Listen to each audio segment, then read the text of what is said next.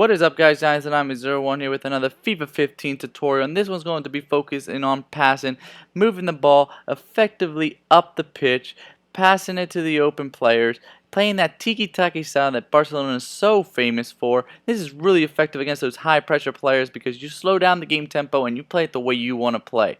We're going to start off, guys, with the secret to passing, in my opinion.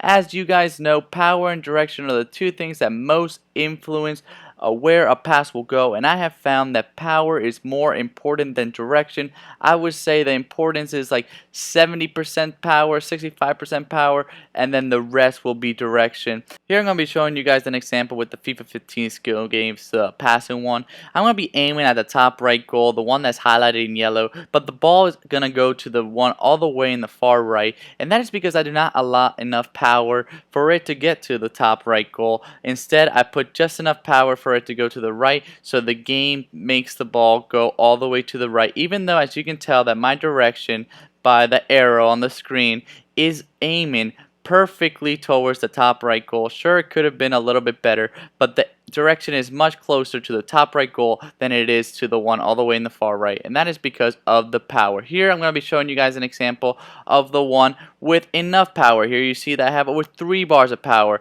The direction is basically the same, but because I have enough power on this one, it goes to the top right one, right where I wanted it to go, and it does not go to the one all the way in the far right. So that just shows you guys that power is a little bit more important. So if you ever find yourself in a position that you try to pass it to the guy right next to you, but it passes it to a guy on the other side of the pitch, that is why you just gotta adjust your power. Please keep in mind that this is on assisted, so if you are playing on manual, the game will not try to help you out, so power and direction are completely on you, and you have to do it perfectly, guys. It's important for you guys to know that not all passing is effective passing. Effective passing, in my opinion, is when you're passing it with a purpose. Usually to draw out a defender out of their lanes, out of their position, so your players can get into those empty spaces. And always pass it near the opponent's penalty box. It is not effective to pass it around the back because it's not threatening. And if they were able to steal the ball, is an easy counterattack. So here I see that I can't score. He's playing good defense, so I just start passing it around near the penalty box. He's bringing out all of his players, trying to put a lot of pressure on me, second man pressing me, and I'm just allowing that because look how far out of position he brings out his players every time he does that second man press and applies that super high pressure. And my players are looking in there and making runs into those empty spaces, and it's on me to pass the ball to them once they get into that empty space. Like you see here with Benzema, he's wide open, and that's because the other player is applying a lot of pressure, and I am allowing them to get out of position, and my players are finding those empty spaces, and I am passing it to them. Another thing that is important, guys, is to use the full width of the pitch, guys. A lot of the times people are applying a lot of pressure, so they're heavy to one side. So if you switch the ball all the way with small passes around the penalty box all the way to the other side, like you see here to Aubameyang, it starts off at the left with Royce and it goes all the way to the right with Aubameyang and wide open.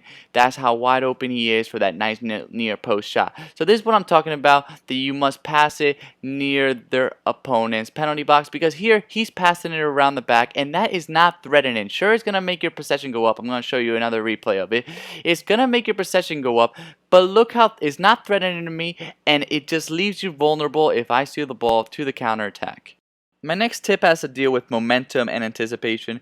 You guys must realize and anticipate where your player is going to be by judging by their momentum and the momentum of the defenders. So here you're gonna see that the right back of the defender, his momentum is pushing him forward away from goal because he's going to try to play some help defense. My striker is going to realize that, and he's going to go into that open space in the opposite direction, and I have to time it perfectly with the through ball to find that open. And here you see it again, this time with his left back. He's going to try to play some help defense. His momentum is pushing him forward away from the goal, and Sturridge realizes that, and his momentum pushes him towards goal, and I have a split second to do a through ball. And this is really important because a lot of the times when you are passing it near the opponent's penalty box, you're going to have really tight windows for you to do these passes, to do these through balls, and you have to place them perfectly.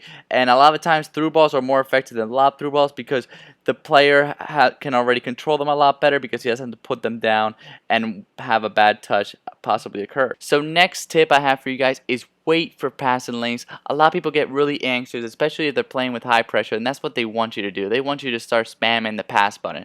No, you must wait, protect the ball. Use the LT or the L2 button. Protect the ball and wait for the opening. See here, I saw Sturridge was wide open quite a while ago, but I knew I didn't have a good pass. I could have done a lot through ball, but there was a good chance that the goalie would have realized it and got out and stopped the ball before I could shoot.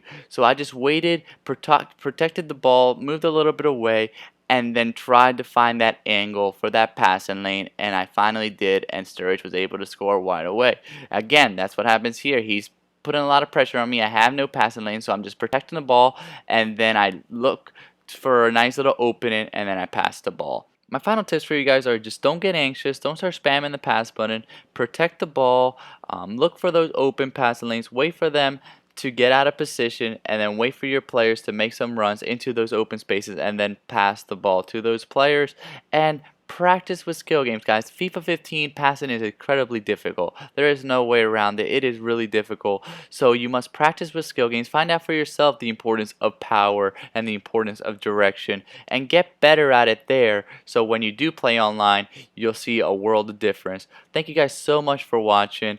Please like, share, get this to as many people as you possibly can because I think this really will be helpful to a lot of people. Click on the left if you want to see my other tutorials like defend and dribbling tutorials. On the right if you want to see my Division 1 tip series where I give tips on Division 1's featured tips every episode, and down below to subscribe to not miss out on any future tutorials.